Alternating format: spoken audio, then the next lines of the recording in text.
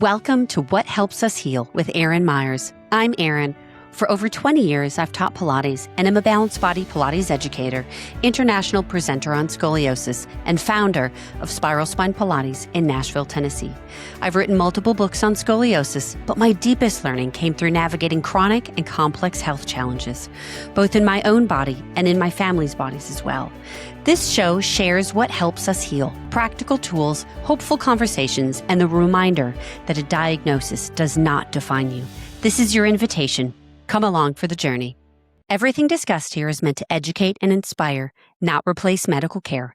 Please consult your doctor or other qualified health professionals for guidance specific to you. Where does my scoliosis come from? It's the age-old question everyone asks, yet most cannot answer.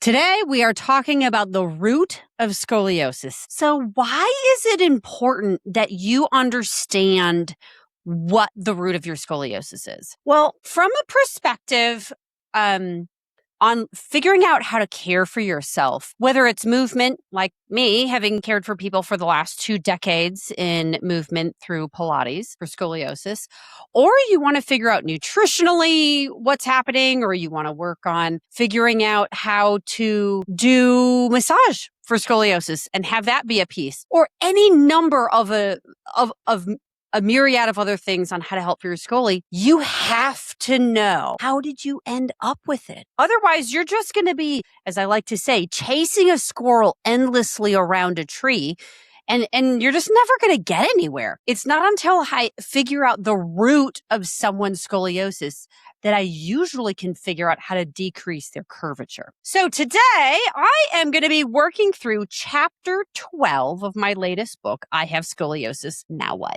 which is the chapter called The Root of Scoliosis. Interestingly, scoli can be caused by an almost endless number of circumstances or medical conditions. Oftentimes, scoliosis is polycausational, meaning a variety of things caused it. Doctors and researchers have spent a lot of money and time attempting to determine the root cause of scoliosis. Even when all that research was done, the question, where did my scoliosis come from, still doesn't have a definitive answer in many cases of scoli. And I will tell you, my friends, this is what makes my brain twirl. And, you know, this is where I put my Sherlock Holmes hat on and become a scoliosis detective. And I love it. So I hope that you are willing to put your detective hat on while we go through this episode. And I want you to think if any of these words or conditions or pieces of stories that I'm going to talk about are a piece of your story, if maybe you can find a few puzzle pieces to help put your scoli root story together. That's my goal for today. It is estimated that 2 to 3% of the population, roughly 172 million people, which, by the way, is so much, are affected by scoliosis. And most do not know how they came about to have scoli. And I do have an episode where I talk about the population of the world and all the research that talks about the percentage of the people with scoliosis. Some research says 2 to 3%, and then there's some research as the population ages that it can be up to 30% of the population. So check out that episode. It's in the myth busting on scoliosis episode. Here is a list of some of the diagnoses that scoli may be associated with. This is not an exhaustive list, but you'll see that the root cause of scoliosis can come from many different places. And this is a list that I have almost obsessively and painstakingly put together and continue to add.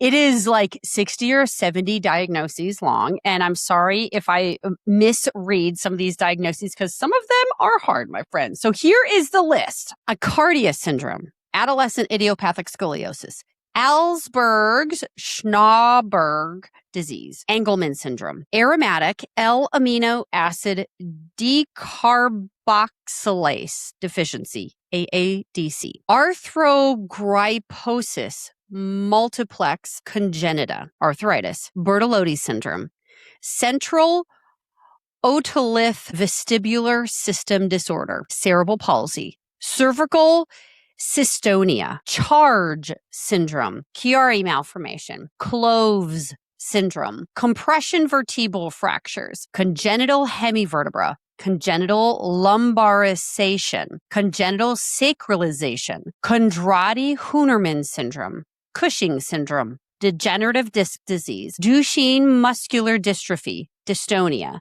Ehlers-Danlos syndrome, facet joint degeneration, Friedreich's ataxia, ganglioneuroma, Giuffre-Tsukahara syndrome, horizontal gaze palsy, infantile idiopathic scoliosis, juvenile idiopathic scoliosis, Coulin-de Vries syndrome, leg length discrepancy, Loeys-Dietz syndrome, Marfan syndrome, muscular dystrophy, muscular atrophy, myopathies, neurofibromatosis, osteoarthritis, osteochondrodystrophy, osteogenesis imperfecta, osteomalacia, osteoporosis, physical trauma, PISA syndrome in Parkinson's disease, polio, polyostotic fibrous dysplasia, Pompe disease, Prader-Willi syndrome, Rett syndrome, rheumatoid arthritis, Sanfilippo syndrome, Schurman syndrome,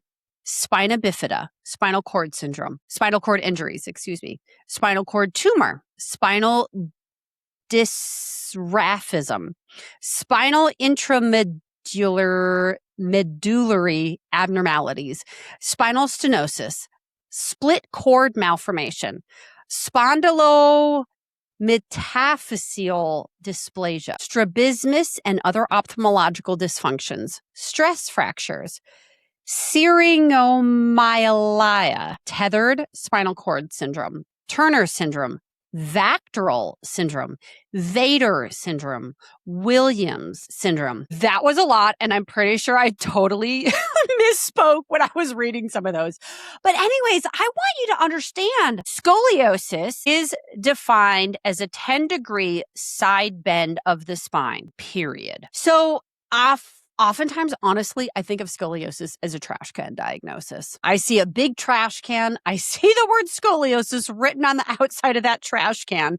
And I see all these people just thrown into the trash can because their spine is side bent of at least 10 degrees or more. But it gives us absolutely no insight from a movement practitioner standpoint, which is my standpoint. You know, if this comes from nutritional deficiencies, or if this is a leg length discrepancy, or if this is coming from osteoarthritis or whatever, it's going to be really important for me to know where this is stemming from if I really actually want to help this person. And this person isn't going to be wasting their time, energy, or money on me. I've also witnessed a few cases where a prescription medication is the possible root cause of someone's scoli. There were many pieces to these clients' stories, but there was a definite correlation between when the scoli arose and when a long-term drug was started. In a few different situations, I've also seen where a surgery was most likely the root cause of the scoli. One of these involved a brain surgery and the other involved an organ surgery. In the first situation, scoli arose a few weeks later, and in the latter, they woke up from surgery with scoli and did not go into surgery with scoli. I mean, some of the stories that I have heard about originations of scoli, they're wild.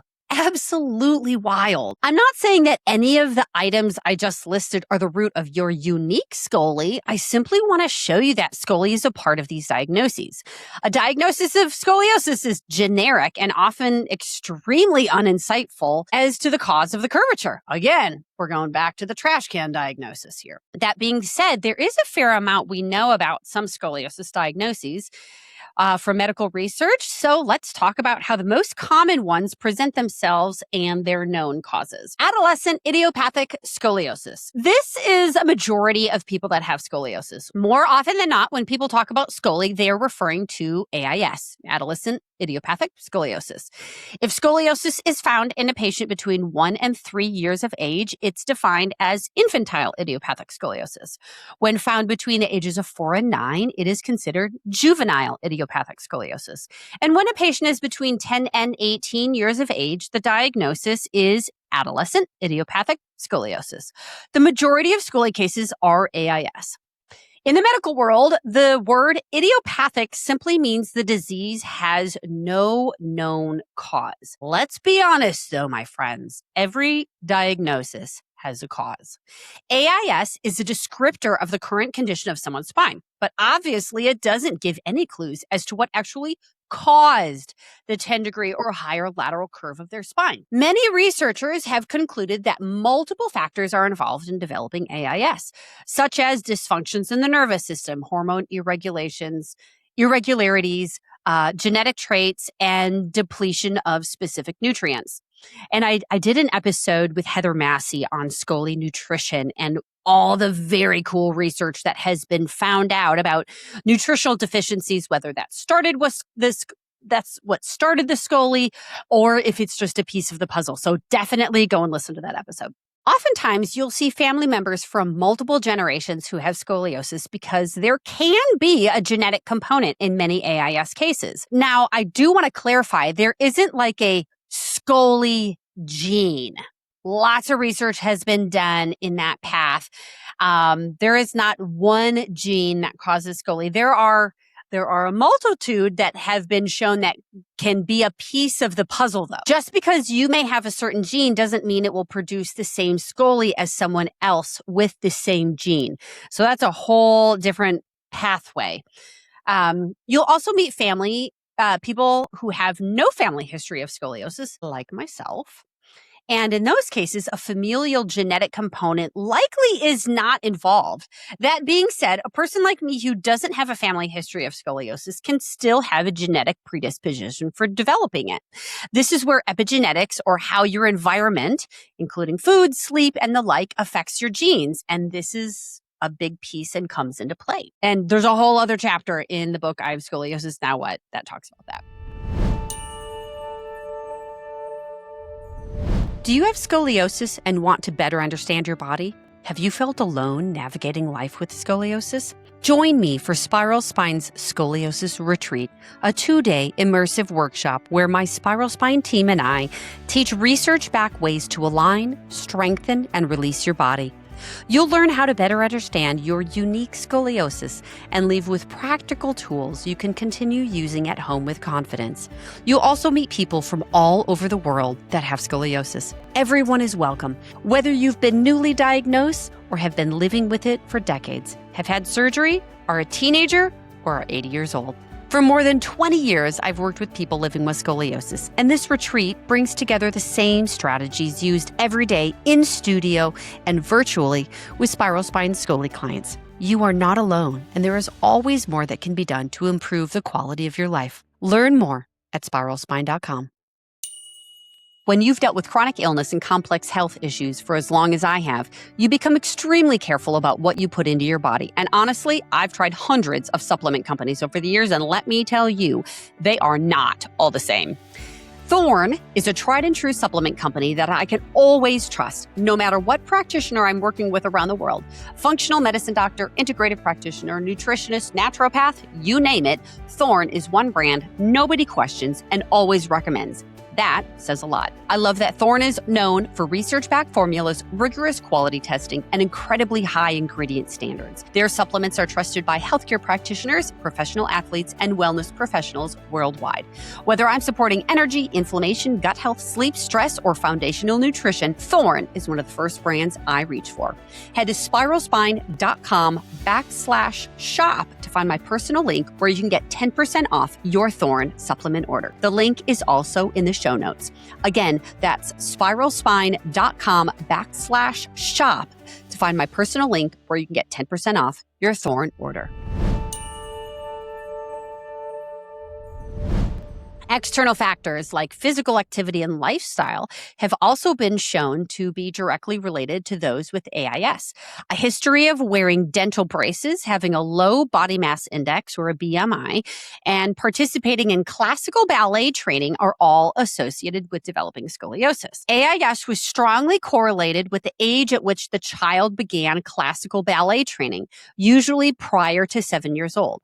As the child's years of ballet training, frequency of dance dancing per week and duration of participation per day increased, research showed a clear statistical trend indicating their chances of developing AIS increasing. So it's super interesting. I tore this research apart and, I always think I'm like, okay, did these particular things cause scoliosis, or did we have nutritional issues and hypermobility and a bunch of other genetic pieces at play? And then I am thin. I have the perfect body type. For certain kinds of dance, I am very flexible, which is a genetic situation. And then I did dance because of those factors. And then when you're in dance, you don't eat very much. And I didn't know a darn thing. My parents didn't know a darn thing about nutrition. So then I was nutrient deficient.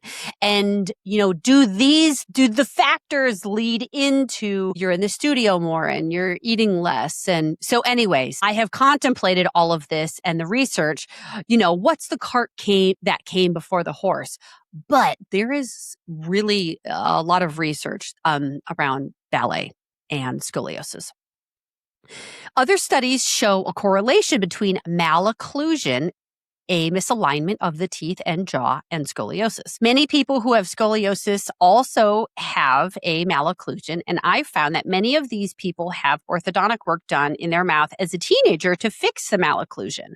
This has been an interesting topic for me to contemplate because intense orthodontic work can change the alignment of the top few vertebrae in the neck, and then the rest of the spine can shift accordingly to how those few top vertebrae are moved. Sometimes the scoli improves from orthodontic work, but I've witnessed the opposite effect usually happening. All of these things like the ballet and the orthodontics and all of these things, that's me to a T, my friends, to a T.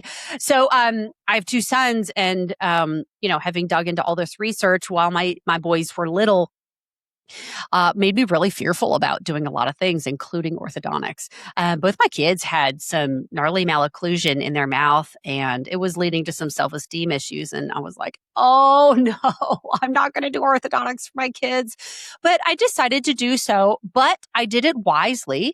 I made a rule with my sons and both of them had rubber bands in their mouth, and it was a whole thing. But I made a pact with them. I said, you can do braces, but you must have massage once a month. And so they have their favorite massage therapist in town, two different practitioners that I see often. And I needed for my own sanity, but also I needed a set of eyes that were not my own to be on my boys' necks and jaws and backs during this time. And it was really cool. During the time that they had their orthodontic work done, they did intermouth massage work. And every once in a while, they would have one side of their jaw that was really tight or one side of their head that was really tight. And so every month without fail, we would get massages done. And knock on wood, and I recognize that there are so many other factors that lead into this. Both my boys ended up on the other side unscathed, no scoliosis after they did braces and rubber band jaw manipulation work. So I'm not saying no braces. I'm saying let's be smart, my friends, especially if they're your kids and you've got scoli. Okay. So this is all me. I had braces on my teeth with headgear before I hit puberty. I was thin and was classically trained in ballet from a young age. I checked off all of those boxes. In hindsight, the odds were stacked against me. There's some other interesting research about strength and activity and the likelihood of developing scoliosis. A study found that children who were able to stand up on their own without support at 18 months of age were 66% less likely to develop scoliosis by age 15. Kids who were vigorously active at age 10 were 53% less likely to develop scoliosis. Those who were moderately active were only 30% less likely to develop scoliosis. If you could ask your parents if you fell into any of the above categories, it may shed light a bit on your Scoli pass to see if you can get pieces.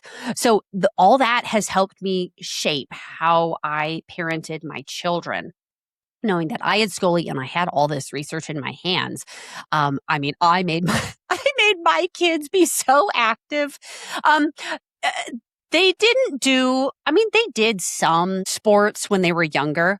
Now they are in intense sports.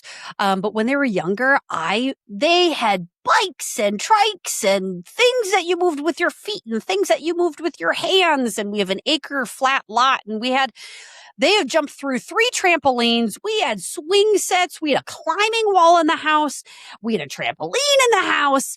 And my goal was just to keep them moving and active and playing in the creek and climbing trees and doing all these really fun things with your body. So when I say active, from this research, I'm not saying that you need to go put your child into like intense gymnastics at the age of 4. I'm not saying that at all.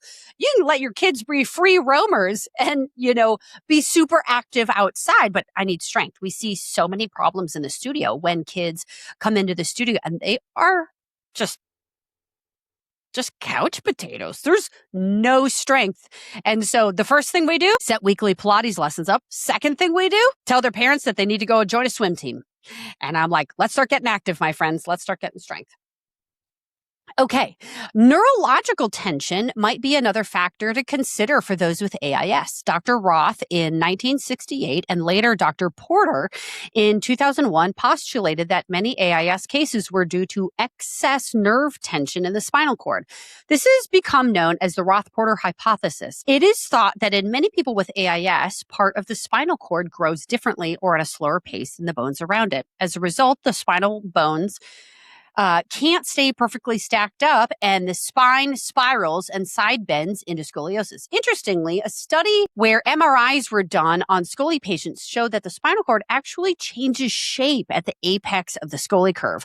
I don't have this research in here, but I put it recently in the scoliosis movement specialist certificate program that we have at Spiral Spine, and we launched it, I don't know, this last year, I think.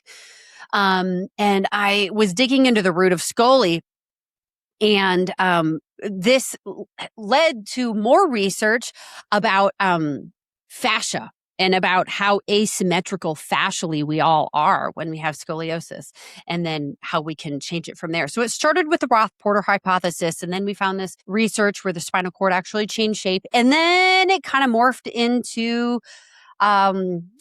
fascia changing shape all over the body. And so it's super, super fascinating. So all things to do preventatively, or after your Scoli's been diagnosed, what we can do preventatively from there on out from Scoli getting worse. So there's a ton that we know about that.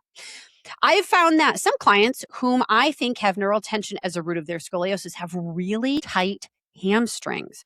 Sometimes this will also present with one hamstring being a lot tighter than the other. On many occasions, I find the kids and teens I see can't raise a leg beyond 45 degrees from the floor without bending their knee because of how tight their hamstrings are. Time and time again, I've seen that. Characteristics of AIS include loss of flexibility in the distressed spinal curve and spinal rigidity, which is why spinal mobility is so important for movement for Scoli, and why massage and such is super important, especially in the apex of that curve, working through that. Muscle asymmetry will be present, but it's important to note that the imbalances are not the root of the scoliosis. Scoli affects more girls than boys, and the chasm between the two sexes becomes much wider with the increase of age and degree of curvature. So basically, females are much more likely to have a more severe curve, and that likelihood increases as they get older. And in the nutrition podcast episode, Heather and I talk about one of the reasons is estrogen, and that plays a big piece of the Scoli puzzle. So some recent research found that if you are a male, your thoracic curve that goes to the left instead of the right have a sharp curve in your spine, are dealing with intestinal reflux, or have involuntary ankle contractions, a full spinal MRI should be done to make sure everything in your spinal cord is normal. About 10% of people with diagnosed with AIS have one of these characteristics and actually have a spinal cord abnormality as the root of their scoli. So some people, it's just pretty cut and dry. But anytime we have a boy at the studio that comes in that has scoli and they have like one or two other diagnoses, we just kind of get some red flags and we're like, hey, mom and dad, why don't you just go get an MRI if their doctor did not diagnose it? Just because we know all this research and backstory, a root of scoliosis and why it's so important. Did you know that your gut influences so much more than digestion? It impacts inflammation, your immune system, detoxification, nutrient absorption, hormones, neurotransmitters, and even the nervous system. In fact, trillions of microorganisms live inside the gut, and research continues to connect gut imbalances with chronic inflammation, autoimmune issues, metabolic dysfunction, and mood changes. My whole family is currently using BiomeSite testing to see what is going on in our guts and to help us continue on our healing journeys. BiomeSite was recommended by one of my main functional medicine doctors. It's easy, convenient, and super user-friendly. Test, supplement and fix, and retest. Rinse and repeat until everything is where it needs to be. Easy. BiomeSite's gut microbiome testing gives you an in-depth look at your unique microbiome with personalized food, supplement, and lifestyle recommendations based on your results. Their testing analyzes up to 3,000 microbes and includes 43 gut health markers, including beneficial bacteria, short-chain fatty acid production, neurotransmitter support, detoxification pathways, and more.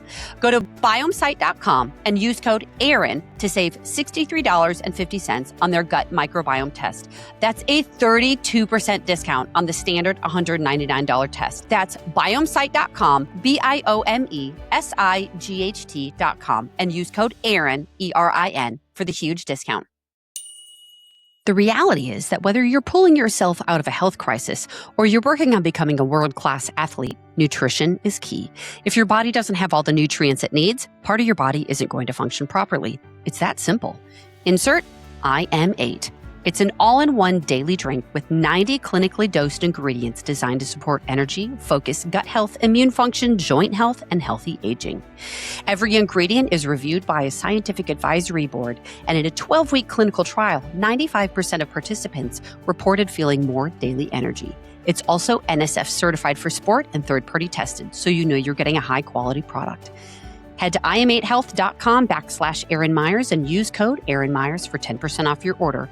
IM8 also offers a 90-day money-back guarantee, so you can try it with confidence. Again, head to im8health.com/Erin Myers. That's im8health.com/ERINMYERS and use code Erin Myers for 10% off your order.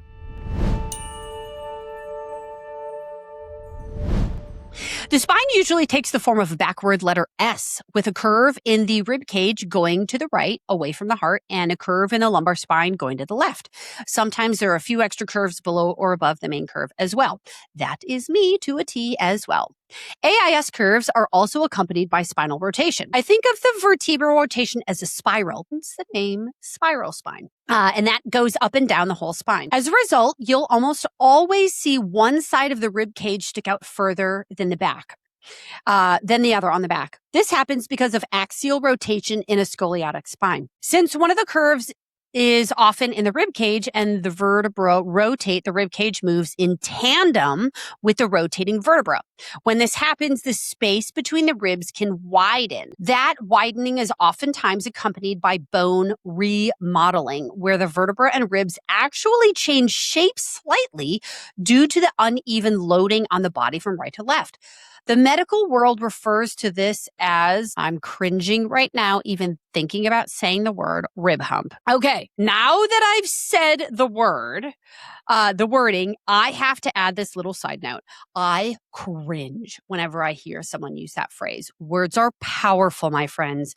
And too often, these insensitive sounding medical terms can negatively affect the person with scoli, whether that person realizes it or not. I would encourage you to find another way to describe this feature of scoliosis. I usually refer to that part of the body as the side that sticks out more in the back. Or when you sit in a chair, it's the side that hits the chair first. It may seem small and insignificant, but the way you phrase things can make a big difference on how you perceive yourself. Another interesting piece of research I came upon looked at the correlation between eye issues and scoliosis. Those with strabismus, where both eyes do not look in the exact same direction at the same time, have a very high risk of developing thoracic scoliosis. The research describes this type of scoliosis as looking exactly how most AIS cases look, interestingly. Another couple of studies showed those diagnosed with horizontal gaze palsy present from birth or developed at a young age all developed progressive scoliosis during early childhood. Not a few or some, but all of those included in the study developed scoli as a child. I'd encourage you to pay attention to all ophthalmological issues if you have scoli and rectify them as soon as possible to prevent scoli from worsening. If your child has ophthalmological issues, I suspect that dealing with them at a young age could prevent them from having scoliosis or prevent their scoli from worsening. I posted this research on social media a long time ago and was shocked at how many people responded.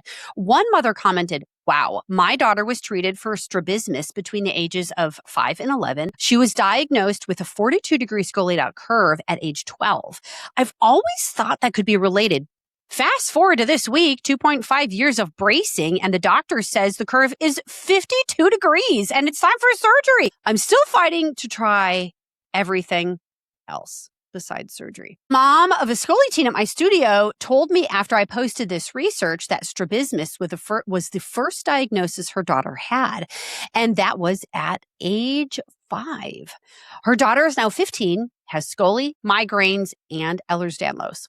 No one ever told her that her daughter's newly diagnosed scoli condition could be tracked back 10 years ago. Another mom posted, "Visual therapy from a developmental optometrist changed my daughter's life," followed by 2 exclamation marks. Eyes can be 20/20 and you can still have vision problems. Regular optometrists can miss this. A developmental or behavioral optometrist can diagnose it. Did you know that you can exercise your eyes? Yep, it's true. If you suspect eye issues may be connected to your scoli, please search out eye therapy to help you balance them out. I bet your spine would benefit from your efforts. So it's super interesting. Again, and even an AIS diagnosis, there's absolutely nothing cut and dry about that. And I even think AIS is another trash can diagnosis, as it gives no definitive pathway as to what's going on. All right, let's do a few more, my friends. Functional scoliosis. Functional scoliosis is another type of scoli and is caused by tension from muscles surrounding the spine. Unlike AIS, deep vertebral rotations or genetic components are not usually involved. With functional scoli, you'll usually see a C curve in the spine with just one curve instead of 2 or more curves like you see with AIS. With functional scoliosis, a current biomechanical motion, past traumas or single trauma, or the shape of a body part could be causing the spine to curve. Once you're able to figure out the root cause, it's usually relatively simple to get the spine to a more neutral position. The muscular tension around the spine simply needs to be alleviated, and the scoliosis should lessen or even go away. In his book, Anatomy Trains, Thomas Myers writes, "If you wish to change the relationship among bones, change the tensional balance through the soft tissue and the bones will rearrange themselves. This concept rings true with functional scoliosis. So what does it mean to have functional scoliosis caused by a biomechanical motion? Think of it this way. What do moms with little children, hairdressers, chefs, and people with an arm amputation all have in common? They all do things repetitively with one arm. In some cases, this caused the ribs to shift in one direction over time, and functionally, scoliosis stems from that slow shift. Biomechanics need to be addressed in the context of repetitive actions, and the person's non-dominant side usually needs some serious strengthening. I've also seen time and time again, especially of young moms, the diagnosis will probably be from AIS or nutritional stuff or some genetic thing, but then the scoli will worsen when they're young mothers because they're holding their kid on one side, like the side that their lumbar goes into, like they have kind of a natural shelf, I guess you could say, on one side of their scoli on their hip. So they rest their kid there, but that goes into their scoli more. But if they do it on the other side, they can't like jut their hip out so they don't rest their kid on that side. So yes, like AIS was the beginning of it, but then we add some functional patterns on top of that and end up in a mess. Leg length discrepancies. This is a big one. This is the most common functional scoliosis situation that I see at the studio at Spiral Spine Pilates. Leg length discrepancies, meaning one leg is longer than the other, can cause functional scoliosis. And when I say this, if you can visually see one of your hips sitting higher than the other when both of your legs are straight, you're most likely seeing a leg length discrepancy. When the pelvis is off kilter like that, the spine has to compensate by bending sideways or creating functional scoliosis. Sometimes people are born with a leg that is a little longer than the other. Other times it can happen through a femoral break that gets set incorrectly or doesn't heal properly. I have seen it oftentimes like during big growth spurts, a femur grows a little bit longer or faster than another long, the other femur, the other long bone in the body. I've seen it through one tibia is longer than the other. I have seen one really weird case where like a fibula was longer than the other and there's no weight bearing on the fibula, but it was a piece. I also saw a calcaneus bigger than another, which is your heel bone. Yeah, all these things. But just because you have a hip that's higher does not necessarily mean that you have like a true leg length discrepancy.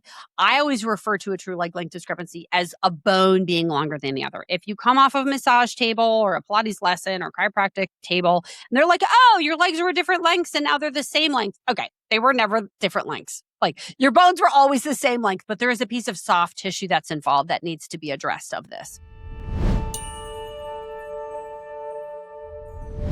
I wrote the book, I Have Scoliosis. Now what? Because after more than 20 years of studying scoliosis research, working with scoli clients around the world, and living with scoliosis myself, I kept hearing the same question. I've been diagnosed with scoliosis. Now what do I do? Most people diagnosed with scoli are told what their curve is, but not why it developed or what they can actually do about it. This book brings together decades of medical research with what I've learned working with real people's bodies to help you better understand your diagnosis. In the book, I explore factors that influence scoliosis and curve progression, and how things like movement, muscle balance, and nutrition can help support your spine. I also walk through treatment options, from movement therapies and bracing to surgical considerations, so you can make informed decisions about your body. Whether you're a parent of a newly diagnosed child, a teenager navigating scoliosis, or an adult living with it, my goal is to give you the knowledge, tools, and confidence to better understand your spine, take charge of your diagnosis, and advocate for your health. You can purchase I Have Scoliosis, Now What? On Amazon in paperback and Kindle formats. Occasionally, a leg length discrepancy and hence functional scoliosis is the result of a knee or hip replacement surgery. After an operation of that nature, people sometimes end up with legs that are slightly different lengths. I have seen this time and time and time again. The surgically repaired joint is ever so slightly longer than the non-surgically repaired side, and the pelvis gets a little uneven because it's pushed up higher by the new height of that hip. You know what happens next? Functional scoliosis. A man, let's call him Larry, was a client, called me a while back to talk about a scoli. He was 62 years old and he'd recently been to see his doctor about chronic back pain. He shared with me that the doctor had diagnosed him with scoliosis. Right off the bat, I asked him if it was possible that he had scoli from a young age and that no one had caught it until now. Larry said no. He had been in the armed forces and someone definitely would have seen a scoliosis during that time in his service to our country. That ruled out congenital scoliosis because, as you'll see in a minute, which I'm talking about in a second, that'll happen in utero. It also ruled out AIS because that happens in adolescent years, which would have been before the time that he served in the armed forces. Larry said he didn't have osteoporosis, so degenerative scoliosis caused by the spine kind of breaking down was most likely ruled out too. I then asked him if he'd had any surgeries in the last few years. Larry said he'd had 2 hip replacements, one of which was done incorrectly the first time and had to be redone 2 days after the initial surgery. The doctor had measured his legs when he went back for his post-op appointment and told Larry there was an 8-millimeter difference in his legs now. That's a lot, friends. It doesn't sound like a lot, but that's a lot. So we unfortunately or fortunately found the root of his scoliosis. The surgeon had given Larry a functional had given him functional scoliosis along with an indestructible titanium hip. So it's a piece of the puzzle, my friends. Let's talk about congenital scoliosis. I'm going to tell you about my husband real quick. So my husband oddly has scoliosis as well. He has Bertolotti's syndrome. When I worked with him in Pilates, 20 plus years ago when I was going through my teacher training, we all thought that he had a leg length discrepancy and he had this funny, tiny little like lumbar curve in his back and he had back pain. And the way that his hips were sitting, everyone was like, oh, it's definitely a leg length discrepancy. But it didn't ever feel good for him to wear a shoe lift or a heel lift or anything like that. And I mean, most people would have no idea that he's got a leg length discrepancy unless you know what you're looking for. But then he injured his back pretty severely.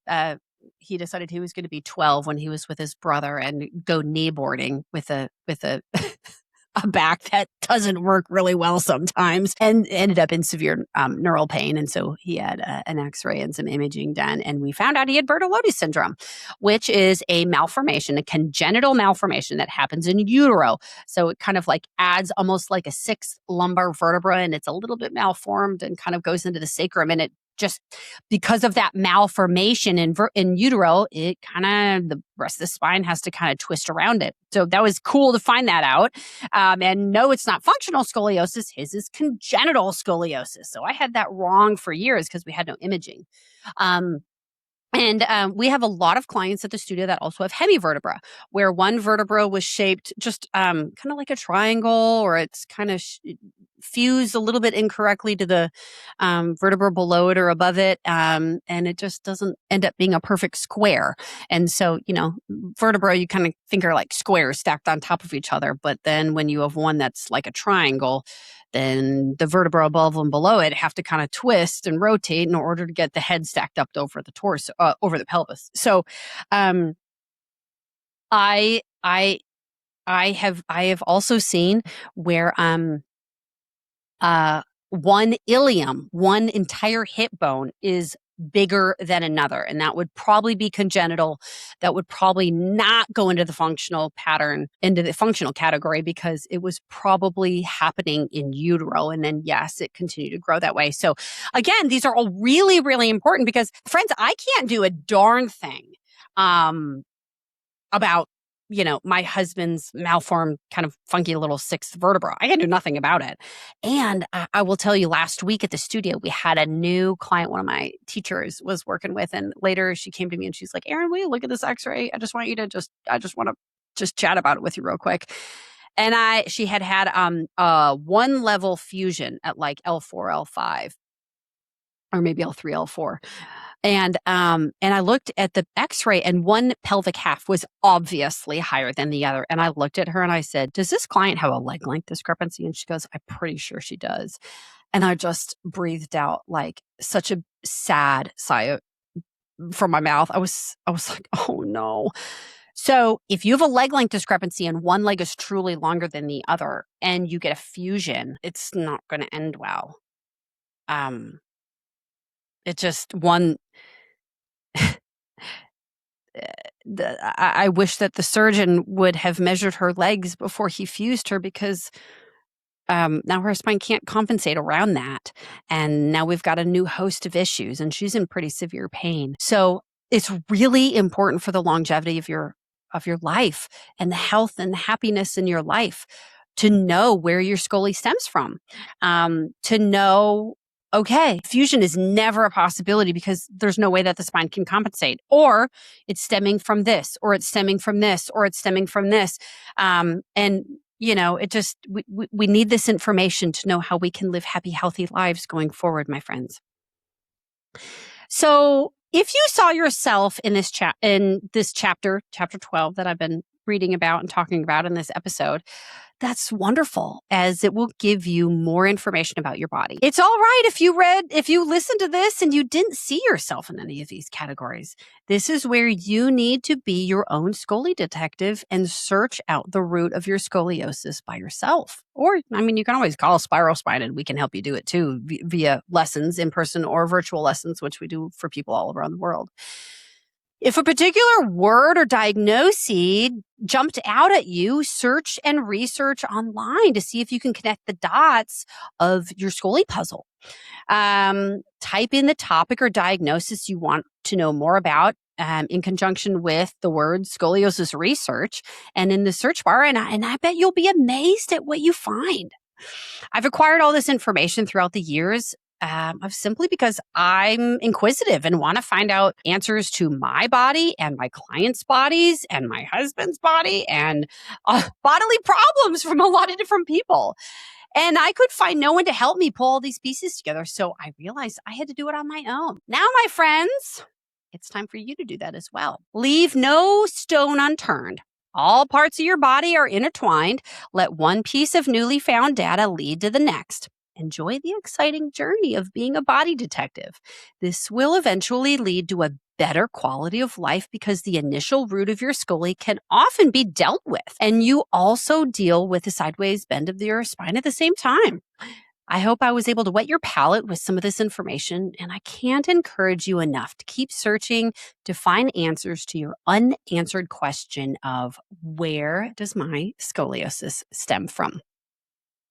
Before I leave you for this episode, I want to leave you with a few Bible verses that have helped me along this journey of finding out roots for myself and my husband and my thousands of clients that my staff and I have worked with all around the world. Jeremiah 1:5 says, "Before I formed you in the womb, I knew you." My friends, your life has been ordained by God before you were born.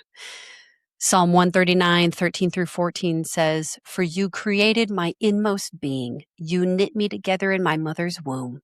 I praise you because I am fearfully and wonderfully made." Isaiah 49:1 says, "The Lord called me from the womb, from the body of my mother he named me." God has a specific plan for everyone's life from the very beginning.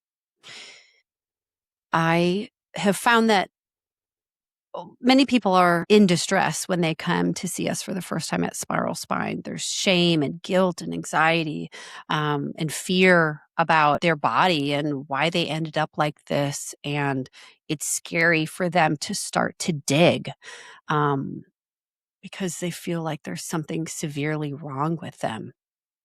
And God, one of God's names in Hebrew is El Roy, and it's the God who sees. My friends, he sees you now. He saw you when you were formed in your mother's womb. Your spine is not a mistake, nor is it a surprise to him. God is not surprised that you have scoliosis. He sees it all, my friends. Draw near to the Lord for answers and wisdom on your spine. As you start to search and you start to put the puzzle pieces together for your body, just scan your body. Just acknowledge the emotions that come up. There probably will be fear and sadness and anger and a bunch of stuff that'll come up, and just place it at the Lord's feet. He's not surprised, and his arms are big enough that he can hold it all for you while you continue to work through it, my friends. All right, go put your Scoli detective hats on. And as always, if you need help along your scoliosis journey, reach out to us at Spiral Spine. We would love to walk along this journey with you. You are not alone, my friend. You can always reach out to spiralspine.com. Check us out, and you're not alone. Take the next best step. You don't have to take a giant leap, but you do need to take the next best step to care for yourself. Many blessings to you, my friends. Until next time. Bye. Thank you for joining me on What Helps Us Heal. I hope today's conversation leaves you inspired to listen to your body, honor your journey, and take the next best step. To continue your path, connect with Spiral Spine at spiralspine.com or on Instagram at SPIRALSPINE. Be sure to subscribe, share, and leave a review. Until next time, keep moving, stay curious, and embrace the journey.